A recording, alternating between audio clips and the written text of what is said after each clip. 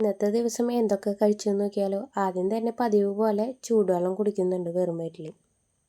രാവിലെ തന്നെ പഴങ്കഞ്ഞിയാണ് കുടിക്കുന്നത്. പിന്നെ എനിക്ക് നിങ്ങളോട് ഒരു കാര്യം പറയാനുണ്ട്. എൻ്റെ ചാനലിൻ്റെ പേരൊന്ന് ചെറുതായിട്ടൊന്ന് മാറ്റിയിട്ടുണ്ട്.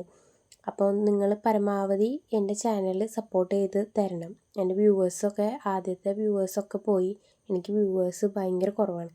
നിങ്ങൾ പരമാവധി എൻ്റെ ചാനൽ സബ്സ്ക്രൈബ് ചെയ്ത് സപ്പോർട്ട് ചെയ്യണം. അതുപോലെ തന്നെ നിങ്ങൾക്ക് ഏത് ടൈപ്പ് വീഡിയോസാണ് വേണ്ടതെന്നുണ്ടെങ്കിൽ അതൊന്ന് കമൻറ്റ് ചെയ്യണം. അതിനനുസരിച്ചുള്ള വീഡിയോ ഞാൻ ചെയ്യുന്നതാണ്.